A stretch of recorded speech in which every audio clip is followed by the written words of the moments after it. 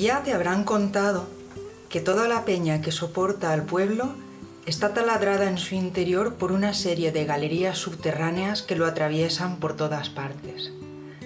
Parece que la más larga es una que empieza en la Cova del Gomar, pasa por debajo de la plaza del mercado y sigue hasta no se sabe dónde, porque nadie se ha atrevido a explorarla hasta el final.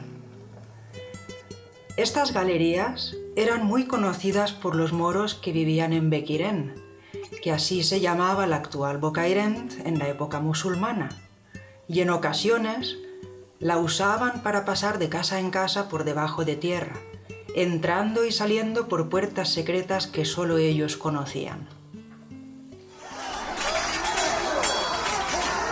Pues bien, hace muchos años, las tropas del rey Jaime llegaron a estas tierras y decidieron que los moros eran peligrosos y que no podían seguir en el pueblo si no cambiaban sus costumbres y se convertían al cristianismo.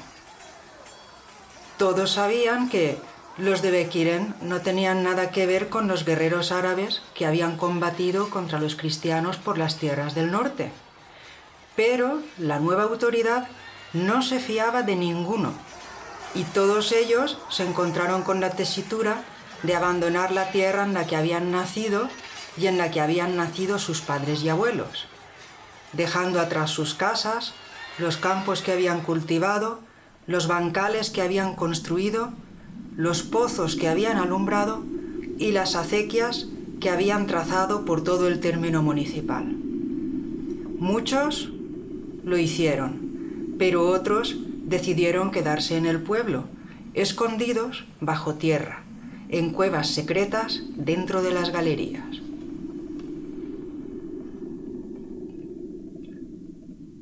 Los bocairentinos del exterior lo sabían, porque algunas veces los sorprendían vagando de noche por las calles del pueblo o por los campos cercanos para tomar el aire y buscar algún alimento, pero lo mantenían en secreto, porque les tenían mucha simpatía y no querían perjudicarles denunciándolos a la guardia. No pasó un año antes de que las autoridades locales, que también sospechaban algo, hicieran la vista gorda para que los moros escondidos pudieran salir a la superficie y recuperar sus campos y viviendas que nadie había ocupado. Todos no. Entre los moros de las galerías había uno muy especial.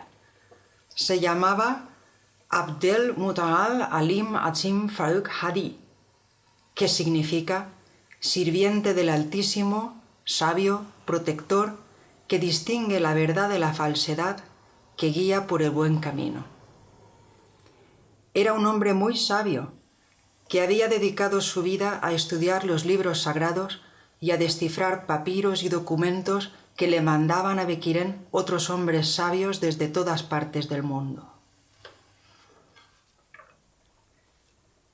Entre las misiones de Abdel Muta'al, el hombre más respetado de Bequirén y de toda la comarca, estaba la de iniciar a las nuevas familias en el secreto de los túneles, bajo juramento de que nunca lo revelarían a extraños o desconocidos. Por ello, uno de los documentos que guardaba con más cuidado, en un cofre, era el plano de las galerías, en el que estaban marcadas las puertas secretas de todas las casas y la forma de abrirlas.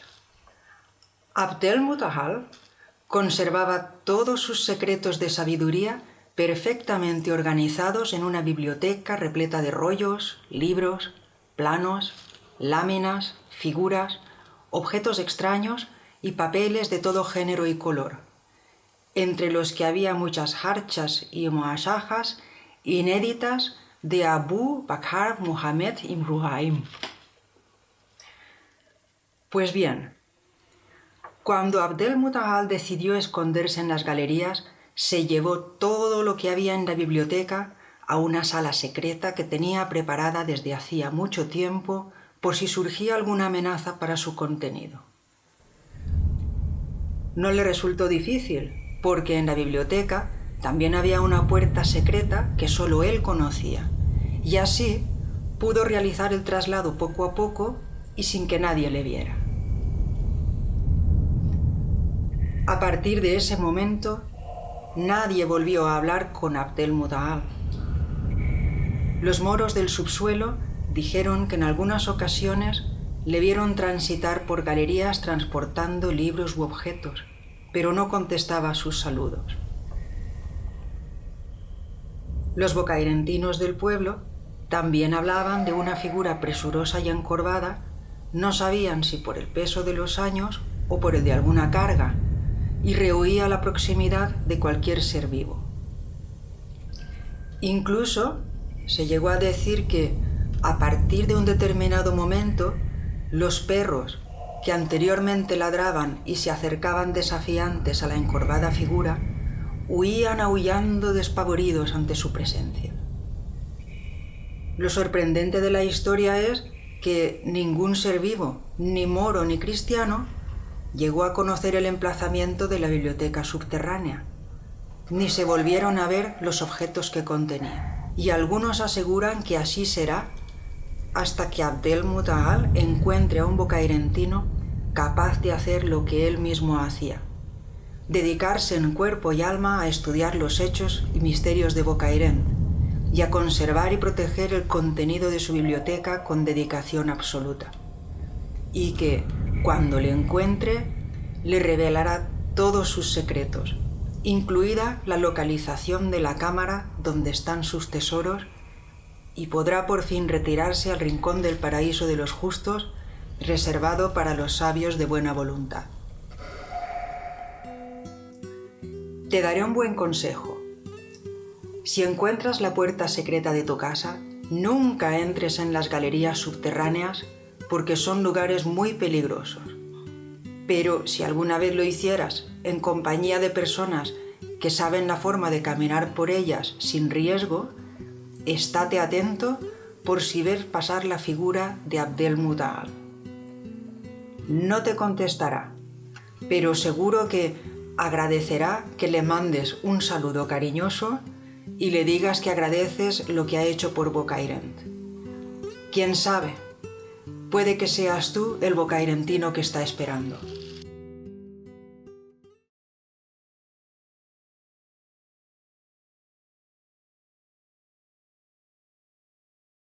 Uns jueus castellans de Toledo venen a buscar tresors a la Serra de Mariola i demanen permís al rei, perquè si treus un tresor tens que donar una part de la corona i dius, què dimonis fan uns jueus de Toledo que venen a Bocairent, a la Serra de Mariola i està documentat el nom de la societat. I jo crec que un cristià i dos jueus més i eren buscadors de tresors, saps? I dius, no sé, és una cosa meravellosa, no? Pensar que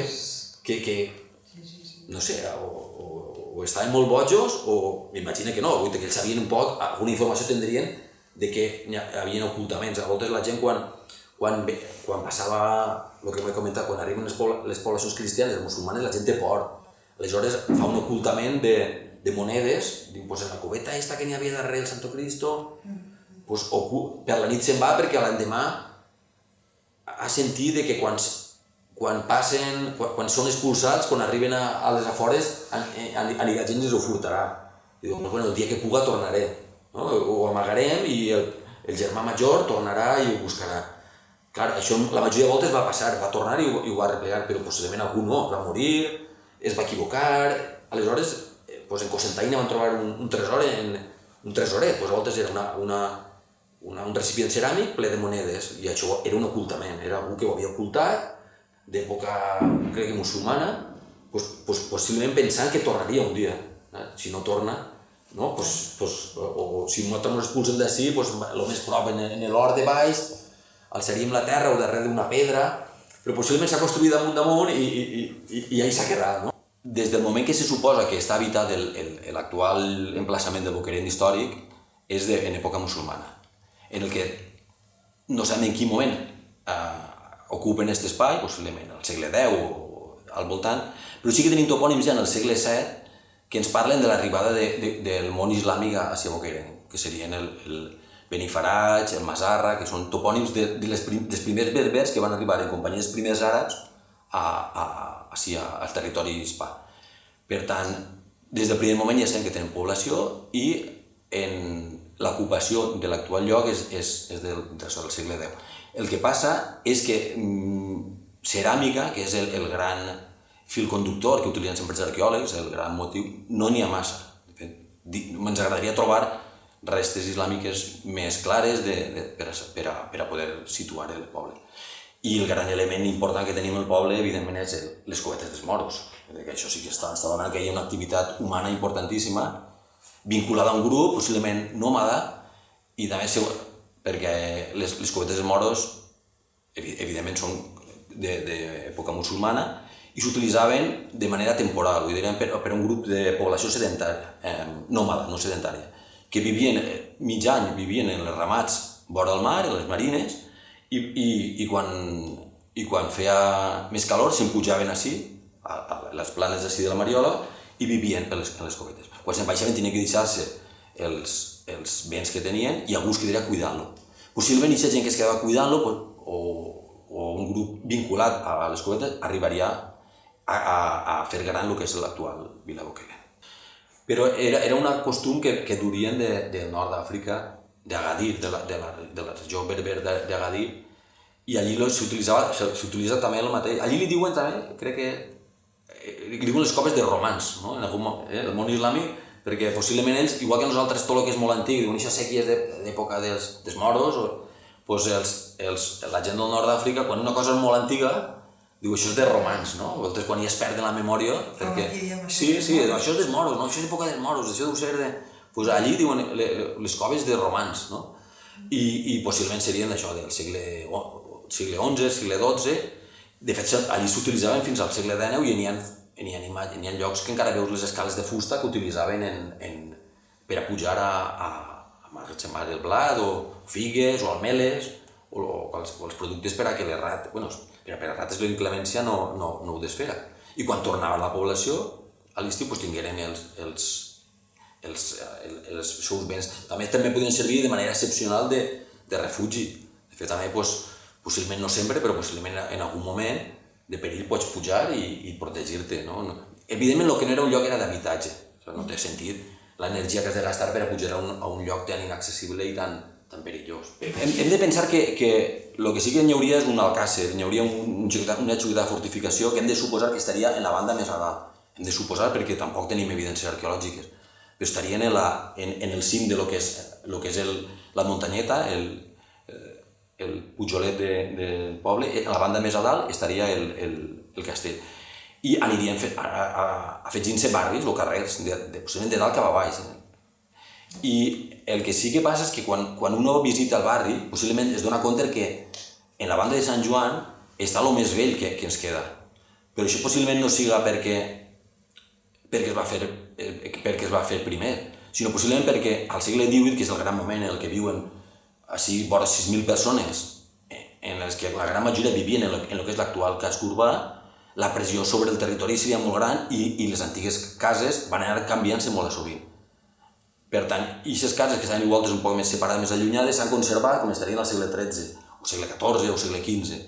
I les que estan més prop de l'església són ja del segle XVII, del segle XVIII i del segle XIX, que inclús la gent comprava 3 cases xicotetes i se'n feia més grans. La cultura material, el benestar va augmentant en el temps. La gent necessita cases més grans, amb més finestres, i després se'n va al Raval, se'n va cap a Ponent, perquè a banda de llevant no pot créixer la població, està envoltada de rius, dels barrancs. Evidentment tenia que haver una mesquita, segur, possiblement.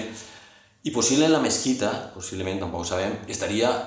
Sempre s'ha dit que Sant Joan era una mesquita del poble, possiblement seria una de les mesquites, n'hi hauria més d'una. I si tenia que haver-ne una, estaria més acostada al castell, més a dalt. I també, curiosament, l'espai que queda a la Pleta de Sant Vicent, perquè no és normal en època medieval un espai tan gran. Les ciutats estaven molt més plenes que...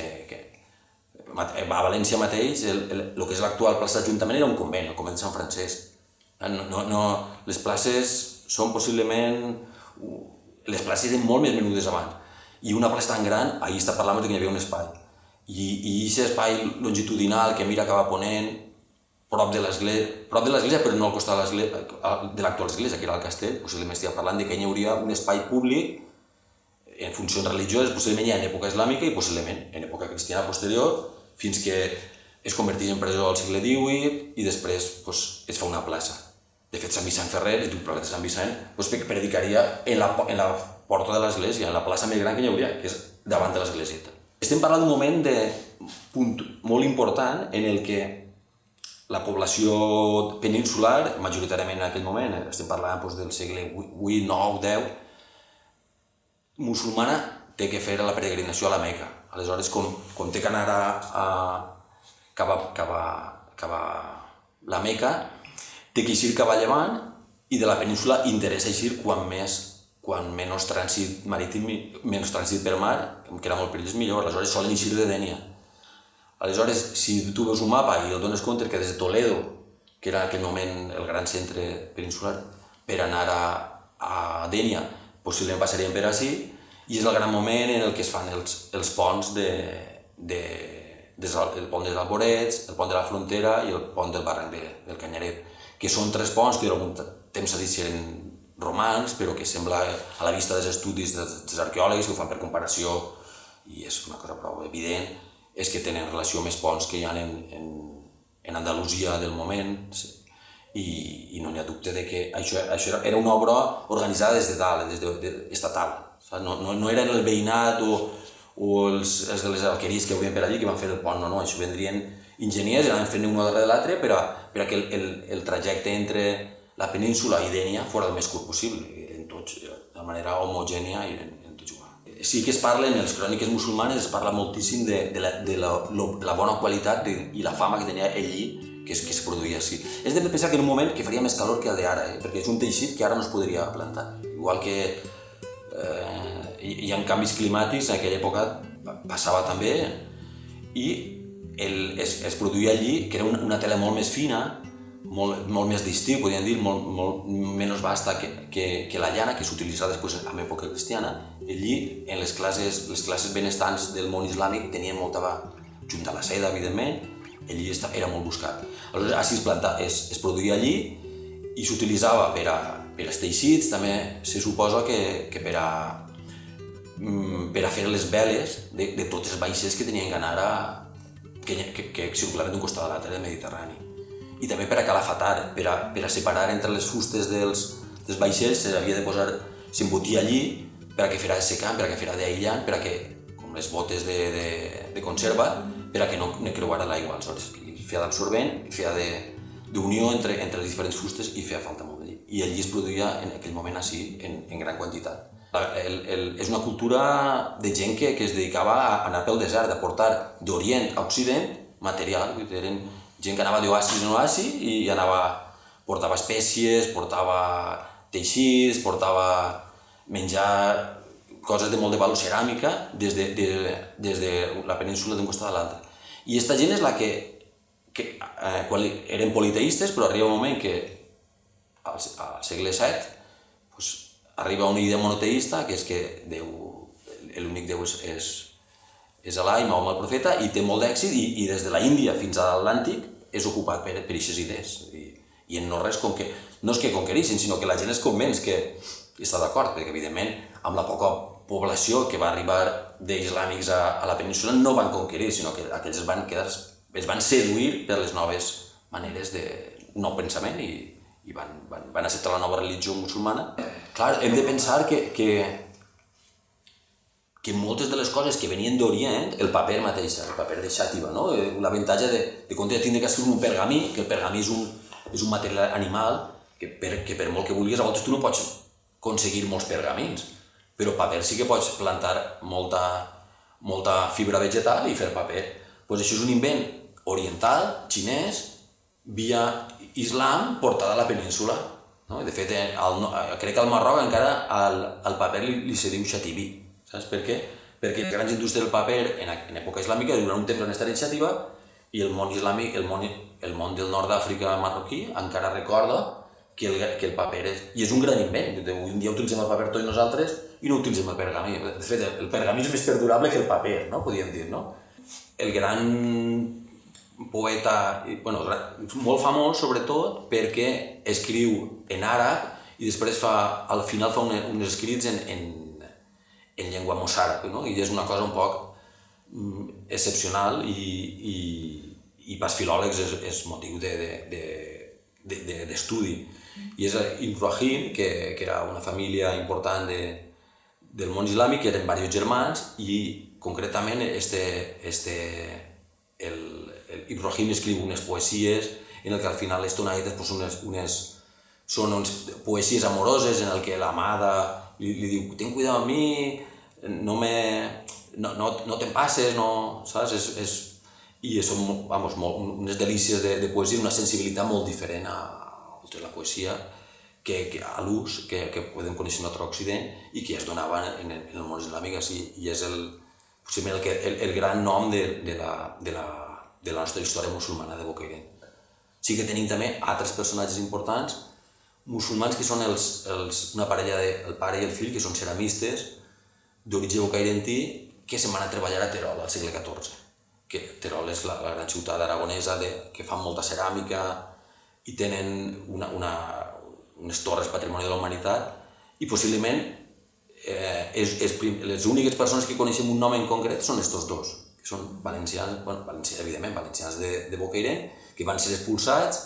Crec que al segle XIV vivien a Xàtiva, en aquell moment ja van ser expulsats de Bocairent, però ells mantenien el nom de bocairení, bocairentí, i quan se'n van a Terol sabem d'ells, i allí treballarien en l'alfareria que hi ha en el barri del Raval de Terol. Vaig estar fa uns anys, allí encara en el barri estan fent construccions noves i encara es conserven alguns alfars. Ha fet alguna foto dels forns on treballarien, i de fet les peces que es conserven en les torres de la ciutat, de Sant Martí, el Salvador, possiblement treballarien estos alfarers originaris de Bocairent en una altra obra també patrimoni de la humanitat.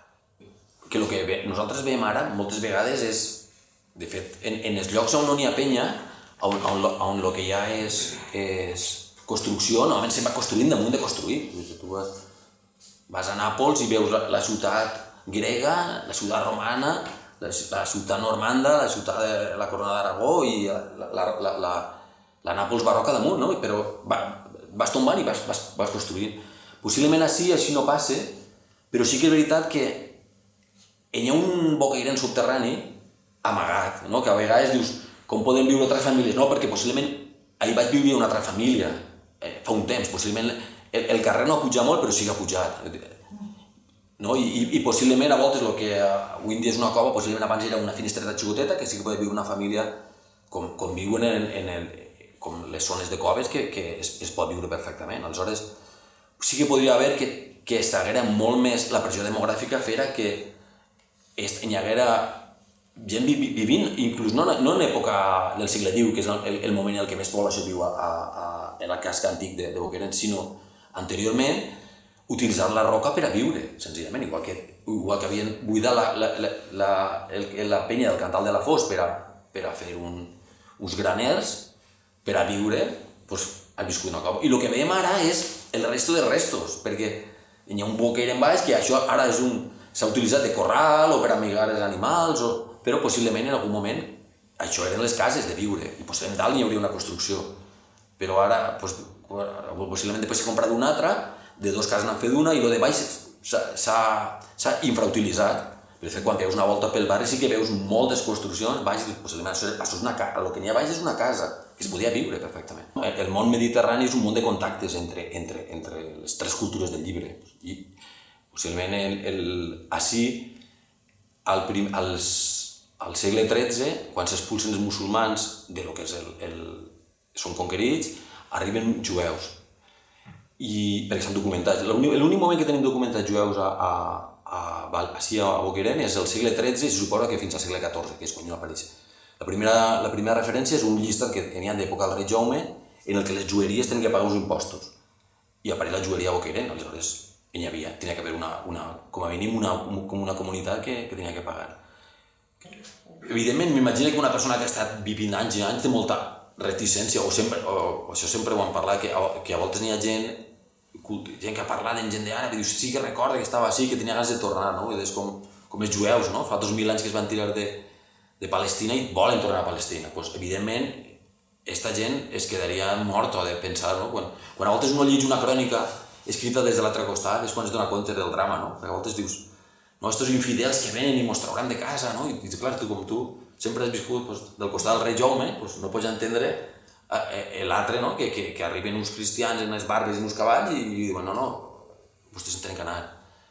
I agarren i se'n van o es matem, no? Aleshores, aquesta gent intentaria anar-se'n, possiblement alguns se'n van anar al nord d'Àfrica, altres a Granada, que estava ben prop, i allí, de fet, a finals del segle XV, en Granada n'hi ha un regne que està ben prop. Però altres s'anirien això a lo més prop que pogueren, que es deixaren anar, evidentment. A voltes, això, en Alfafara queda població musulmana durant molt de temps, que convivia i comerciava. De fet, recentment en l'arxiu del regne dels documents que les teules de Bocairent les feien les d'Alfafara, i les compraven, però això estem parlant en 1420 i 30, i això fa relativament 4 dies. Una cosa, si tu fas la història d'un poble, jo què sé, de Benimaclet, i Benimaclet ja no està a Benimaclet, perquè està arrasat, doncs és molt trist, no? Però Bocairent està, i el carrer de la Juba està, i el carrer de la Maguer, i això pots, el carrer de Batlle, no? Qui vivia al carrer del Batlle en 1500, en 1600, no? En esta casa, no? Dius, si era, no? Dius, Joan de Joanes, on vivia Joan de Joanes? No ho sabem on vivia Joan de Joanes, no? El gran pintor del Renaixement hispà, i no sé, va morir així, però en quina casa? No ho sabem, no? Sí, no? I hauria que saber-ho, no? Dius, vivia un tal Magia Armengol, que era Mengual, doncs bueno, hi hauria que, en paciència, posant un document al costat de l'altre, on vivia? Si vivia cap a Sant Joan o vivia a prop de l'església? És molt difícil, no? Però amb temps, en documentació en queda en l'arxiu d'Ontinyent, hi ha documentació notarial interessant, després en el patriarca, com he dit, i jo dic, és que hi ha documentació del regne que encara no, vamos, és que Bocairent ha tingut, a pesar de ser una població que està llunyana del mar o de la capital, ha tingut una cosa tan important com és l'art, ha tingut els millors artistes, vull dir que Sorolla, no? Que dius que té el guió de Sant Blai, dius, no és casualitat que el pintor de la modernitat del segle XX valencià, el més important, és Sorolla, no? Que és amic de Blasco Ibáñez, que pinta, que fa l'exposició més gran, que va al Prado, que va al Manar, i aquesta persona pinta un quadre per a Bocairent. Però és que anteriorment, dius, a Joan de Joanes, no? Dius, tenim a Joan de Joanes, que és el gran pintor del segle XVI.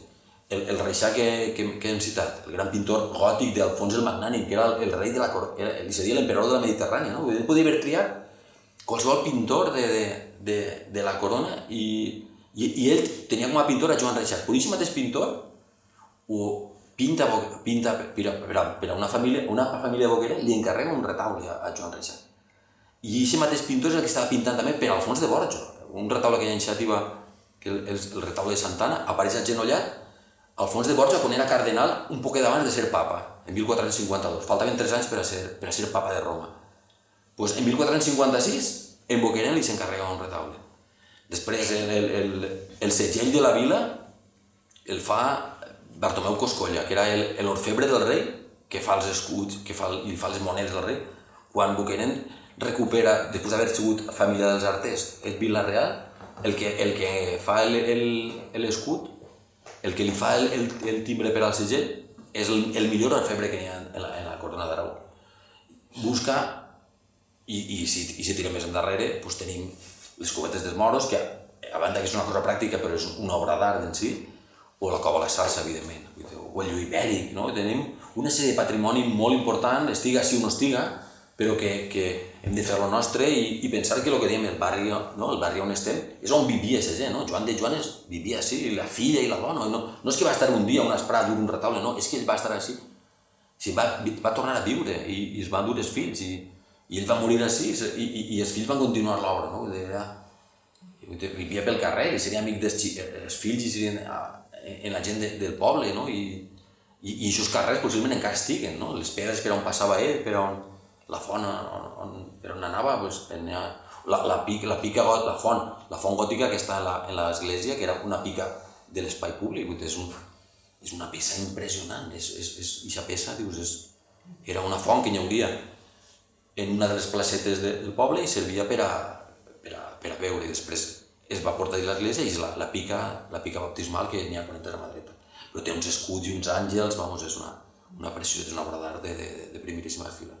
I formava part del paisatge, que Joan de Joan es veuria en aquesta font. Segur que quan passaren el poble, si anara cap a un lloc o a l'altre, tindria que anar a veuria la font com tots. Les seves filles anirien al cànter a la font a portar-li aigua i tenim aquesta obra, sí, no? És un valor a afegir a lo que és com a espai físic i com a espai viscut, no? Dels personatges importants que donen el nom per ell, no? A vegades quan veus vas al Prado i veus el rotulet, no? Posa Joan de Joanes, 1579 Bocairent, no? Que és on va morir, i porta el nom de Bocairent a qualsevol museu del món que hi hagi una pintura de Joan de Joanes. El fet que ell va viure així i va morir, desgraciadament, en 1579, du el nom de la nostra vila per on estiga.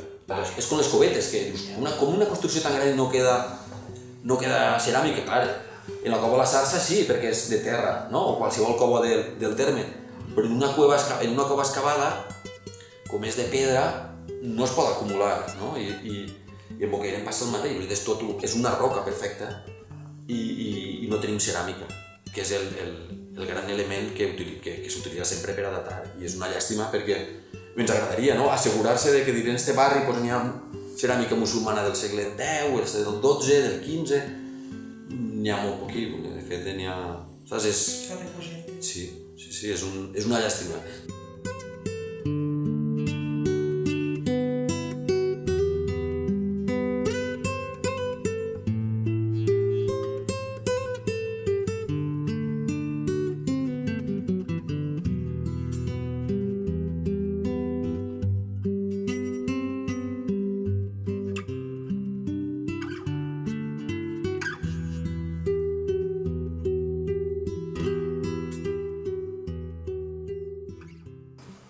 Estem parlant, en aquesta època, jo, per desgràcia, no n'hi havia prou cases així per vendre, o sigui, se'm va tenir que anar a viure a la part nova.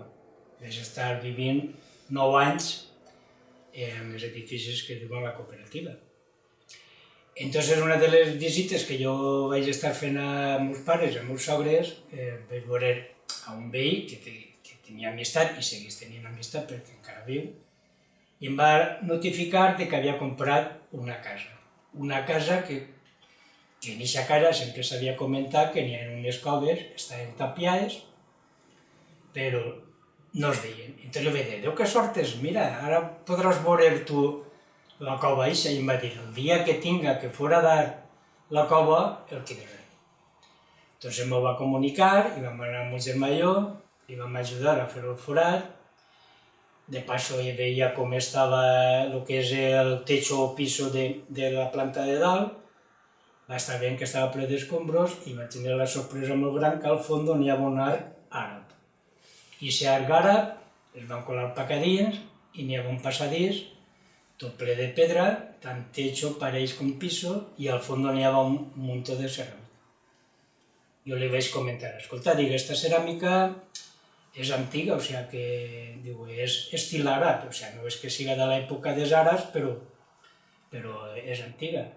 I entonces ella em va veure tan entusiasmada en ella que em va dir, mira, jo vaig a dir-li a la meva dona, si la meva dona no la vol, te la dona per tu. I jo, doncs bé, vale, ja diràs. Va passar una setmana, em va tornar a veure i em va dir, vine per la ceràmica quan vulguis, que és per tu.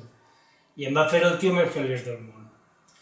Jo no tenia casa per poder-me guardar les coses, però en fi, vaig a baixar en el cotxe, que tenia un Panda hasta la placeta de Sant Vicent, i vaig omplir el cotxe de ceràmica. I què passa? Pues el que diem, que el que guarda sempre té, i aquesta és l'ocasió que jo, com ho guardo tot, doncs encara ho tinc.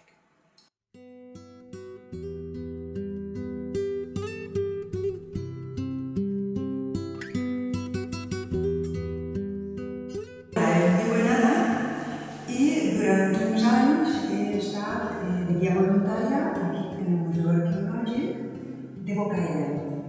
És una cosa que m'ha encantat, m'agrada molt la història. M'agrada molt en particular en aquest poble, quan vaig venir a viure, em van comentar que baix de les cases, quasi totes tenien coves i túnels connectats.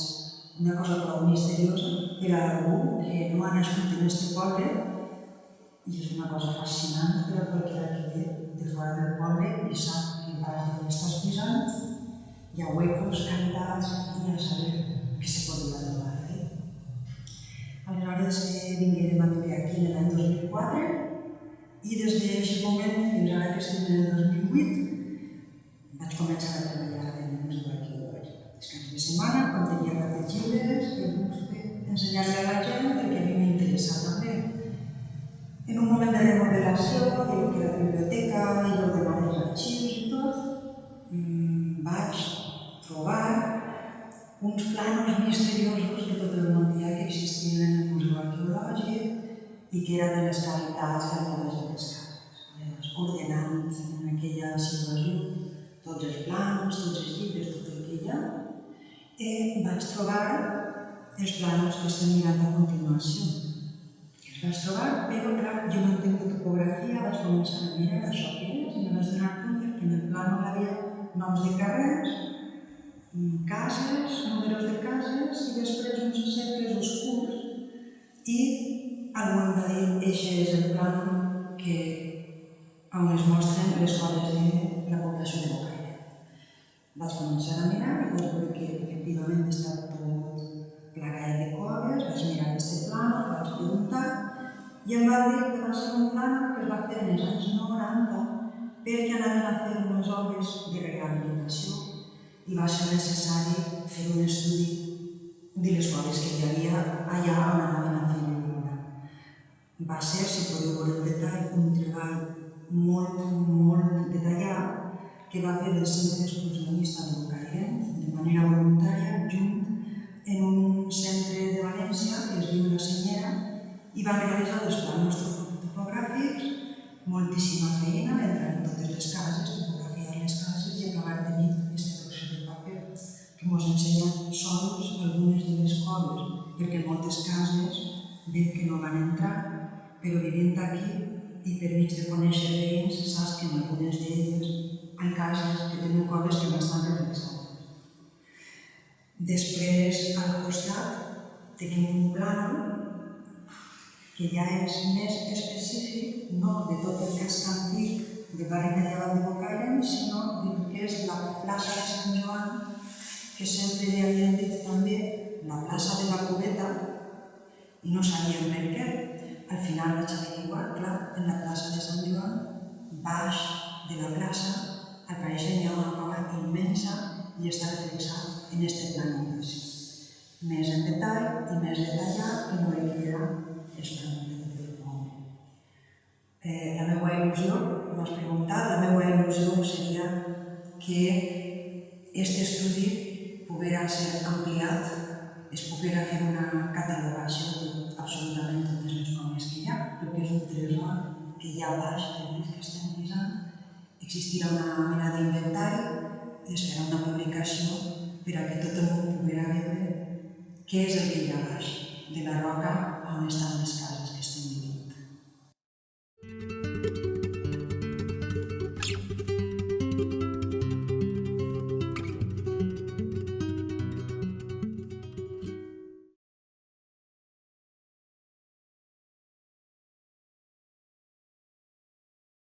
Hi ha un estudi parcial de les coves particulars en les cases del barri, que no està completat. Per què es va fer aquest estudi i què van trobar? L'estudi es va començar perquè quan va iniciar el que és el projecte de la primera fase, entonces anaven publicant-se moltes coses i l'associació de veïns el que van fer va ser estar estudiant i vam veure que anava una zanja de 40 centímetres de profunditat. Entonces vam estar mirant i mirant i ens va vindre al cap que el poble minava coves. Entonces què vam fer? Vam anar, vam parlar amb les autoritats d'aquella època, vam estar començant a expressar el tema i què va passar? Que ells van quidrar, les autoritats van quidrar al centre excursionista, que és el que nosaltres vam proposar, que es podien avisar per topografiar les coves. Vaig ir al centre excursionista d'ací de Bocairent, el centre excursionista d'ací de Bocairent va dir que sí, i com eren pocs components a aquest tema, la secció d'espeleologia, van quedar les seves amigues la senyora de Galícia. Entonces, quan es va concretar ja tot el que és la feina, què van fer? Pues, en ajuda de l'associació de veïns, anàvem casa per casa, parlant amb els veïns de lo que podia passar en les seves coves a l'hora d'iniciar-se a la primera fase. Si ens podien deixar obrir, entrar a sa casa, topografiar la cova, fer l'estudi, i anàvem veïns, anàvem dient que sí, que sí, que sí, i vam estar fent això. De quin any estem parlant? Estem parlant doncs, de, si, ara de crec, de 1998 o 99. Seria el 98. Per ahí. Quin mètode utilitzaven? Topografiat? El típic mètode de tenir els goliòmetres, de tenir tot, d'anar fent fotos i anar medint. Tardareu molt de temps en fer tot l'estudi? Vam començar a lo primer fent-ho dissabte i diumenge. I anàvem potser 6 coves per dia, anàvem fent. L'únic que passa és que els xics de València tenien que traslladar-se de València a sí, i això era un gasto que no pagava ningú, perquè al fi i al cap vam iniciar per voluntat de fer un estudi, després a les autoritats locals es va comentar que ja no cobrar, però sí almenys aportar una quantitat de diners per poder comprar més material, ens van dir que sí, i nosaltres després vam quedar soles els diumenges. Perquè a lo primer venia molta gent i després a poc van desinflant-se i sempre queden els mateixos, no? I anàvem fent. Què va passar? Pues que anàvem topografiant, empezàvem en cases que els veïns la tenien tapiat, la cova, i encara aquest tema qui ho volia i qui ho pagava, no? I entonces, clar, aquestes no les fem, però les que les tenien, que es podia entrar, ens obrien les portes tot. O sigui que els veïns van col·laborar un munt. Quedaven moltes zones per veure, o va ser una zona específica? Vam començar per la primera fase.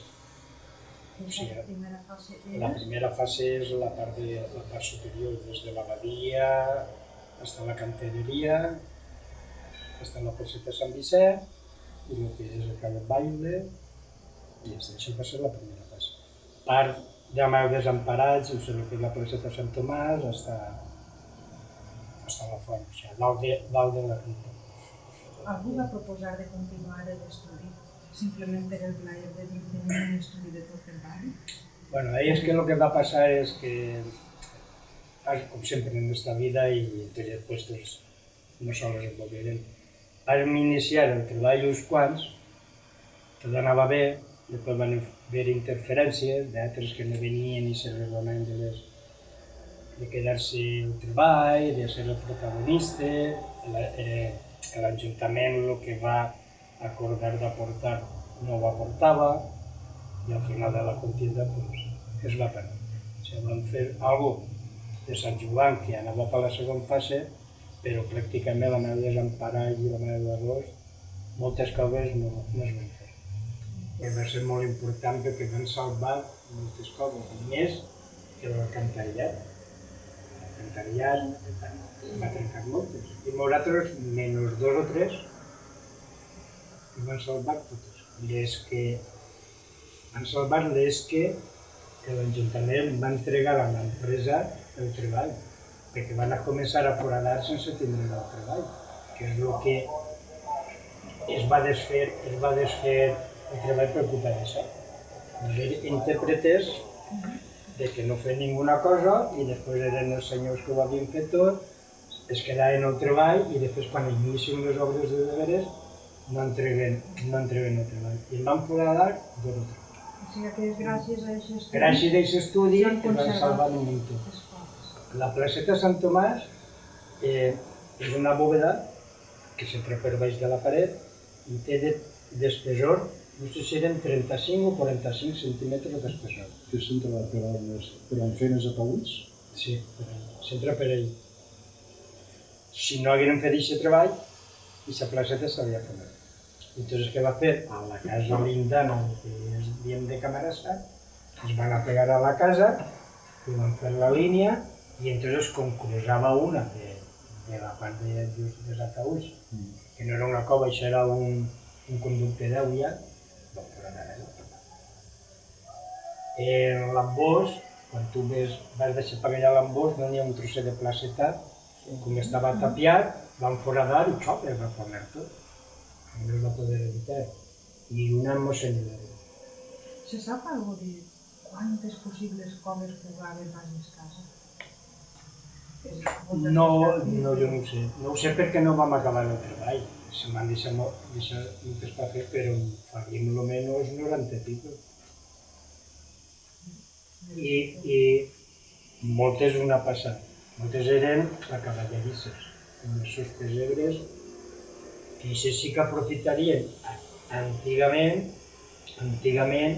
a l'entrada del poble, anàvem a dir a l'accés al que és el castell i entonces deixar els cavalls allí.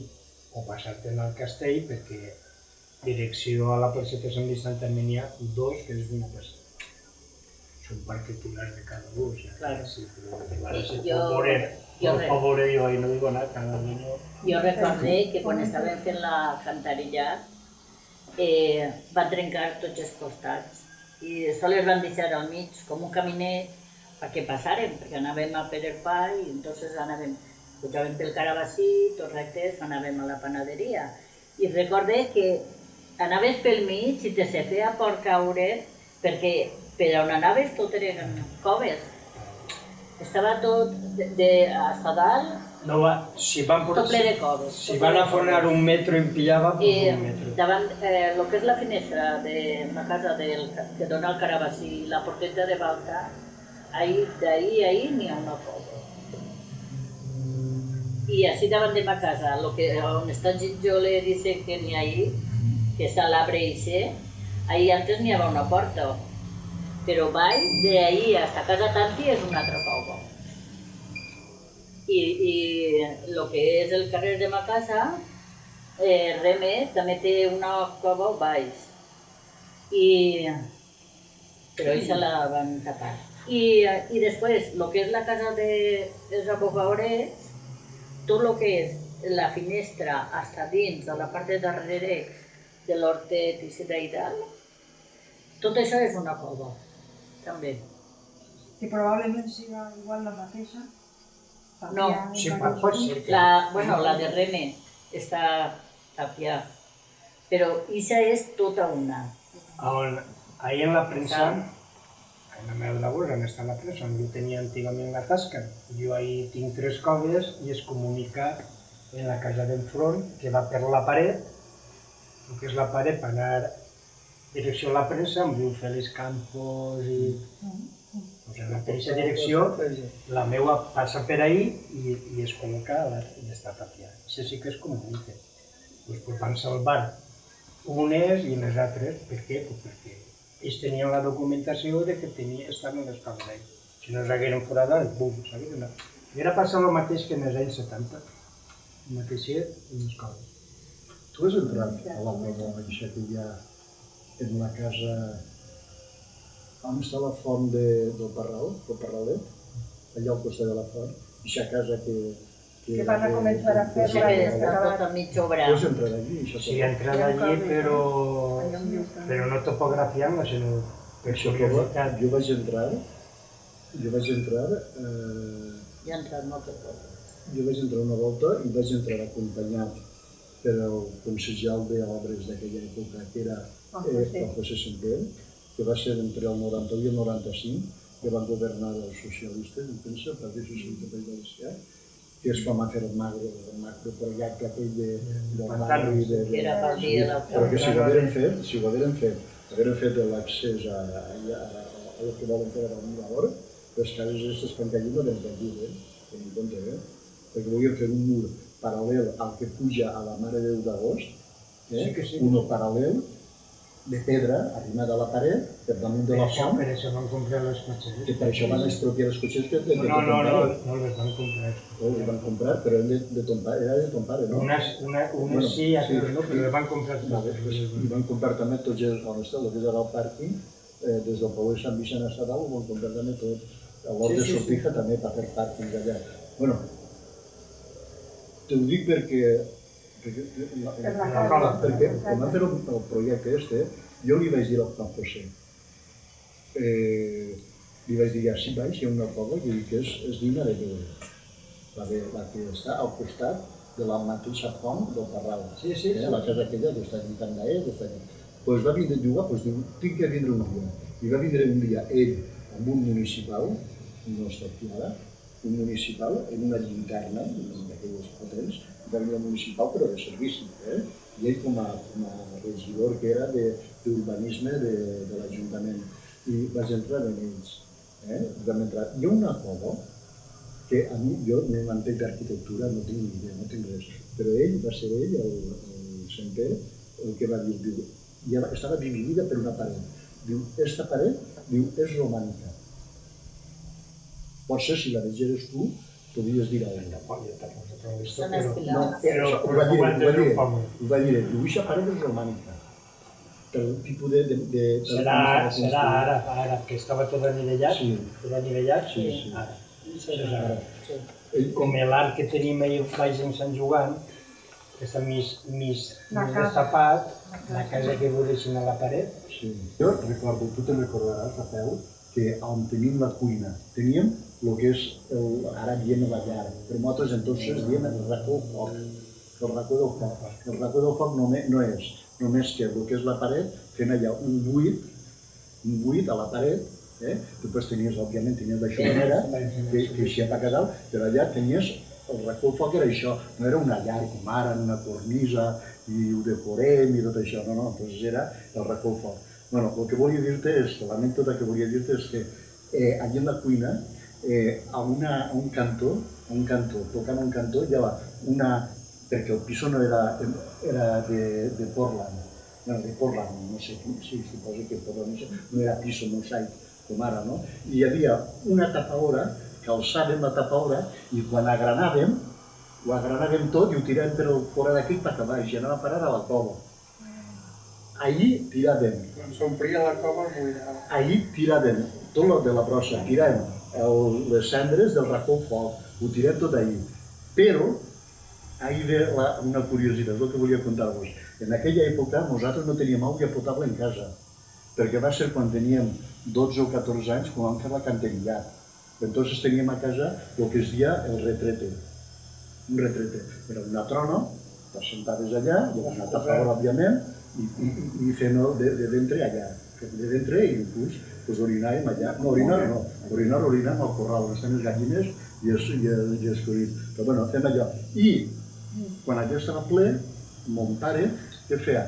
Que la trona aquella, el que era el retrete, tenia baix de tot, tenia també una eixida, un tapó que ell ho treia, però prèviament, abans de treure això, havia buidat la cova, ixa, on tiràvem tots els, quan agranàvem i lo de la cendra, la brossa que es fa en casa normalment, doncs mon pare havia fet allà com un cavalló al voltant de l'eixida, i després quan ho treia tot, què feia? Ho pastava tot i veníem a, no sé si eren la família de la teua dona, No sé, recordo haver-lo vist en aquest temps. Venien i ho posaven en uns cànters de llanda molt grans, ho posaven tot dins i s'ho emportaven als bancals com per a bonos. Però és que la gent ho buscava, això. No és que anem a tirar-ho, no. És que la gent ho buscava i inclús t'agraïa que tu li ho donaves, saps? Perquè això era com un abono pel bancal. I es feien en les zones. Sí, t'ho dic perquè tenim la cova aquella i aquella cova l'utilitat que tenia era eixa. I ara la tenim allí, doncs que no té res. Vull dir, està, mira, per tindre alguna cosa, però que no... Les coves molt han fet un servici bestial. Sí. De veres, la majoria de les que jo vaig veure, totes eren antigament. O sigui, no estic parlant de quan vam fer l'estudi, no? Sinó molt antes, que era servici per atendre els animals. Siguin gallines, un cerdo, conills, I moltes tenen el seu clotet en el centre, que és on va el desperdici del caldo, per anar mullant perquè no estigui ahí. I hay leyendas. ¿Y te suena? ¿O suena algún? El què? Por de entrar en las coves en alguna en particular, porque hay una leyenda de algo que va a pasar allí.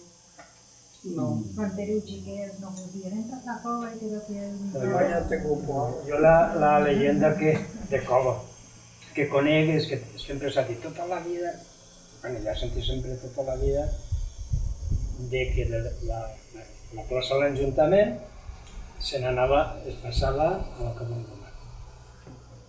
Es passava, sempre ho he sentit de xicotet. I així, I això també diuen que va estar a l'Ajuntament, del que té Ramiro.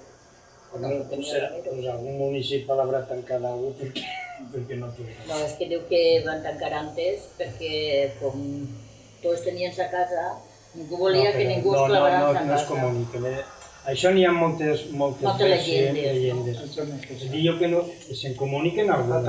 Us dic jo perquè nosaltres al fer aquest treball, aunque jo no el vaig veure personalment perquè estava en un altre, però després a l'hora de fer l'estudi es veia. Es comuniquen algunes, però totes no.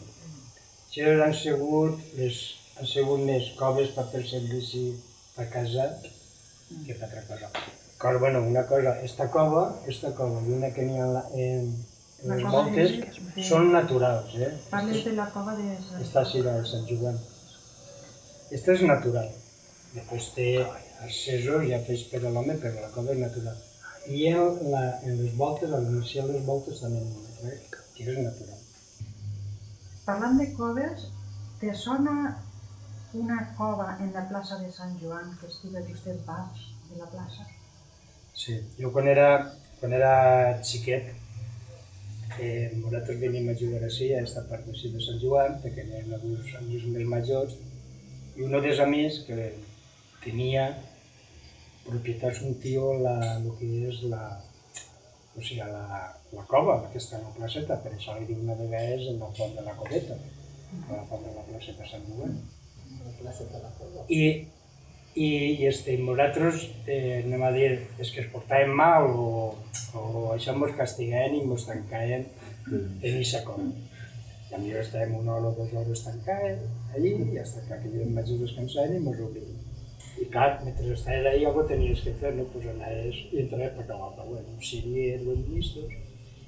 I jo tinc algo similar de que és prou llarga i prou gran. El que passa és que ara ja no sé ni com està, perquè com es va fer una part, ja no tinc idea de com està. I això en el treball de topografia no la vam fer, perquè estava allà, s'havia format i no la vam fer. Rafael i Toni, vosaltres vau néixer aquí en el bar. Sí. I Maria Ángeles i Carmen no, però fa molt d'any que vivim aquí. Quan éreu xiquets, vosaltres dos, entrareu en aquesta cova? Jo vaig entrar, jo recordo que vaig entrar de xicotet, vam entrar i ja estava, però hi havia molta pedra, inclús escombro, dins, que a voltes entrar es feia complicat perquè tenies que anar eixint bruts, això per suposo, perquè així es feia una pedra. I inclús ja no s'atrevíem a entrar per si després no sabíem eixir, perquè veies que hi havia puestos que jo recordo quan era xicotet, quan vaig entrar, per seguir un parell de voltes, de 3, no més, i veure alguna bifurcació per dins, vull dir, allò d'entrar i veure diverses covetes que no sabies per on anar. I després jo recordo això de dir, a veure si es perdem per així i no ens troben després, què ens passarà si no ens troben? Aquella por del xicotet que vas explorant i arriba un moment en què no t'atreveixes a més, jo ho recordo això. Sí, I era aquesta cova que estàs dient tu. Sí, a mi em sona aquesta cova que tenia més accessos. Per estudiar. Això està per poder estudiar.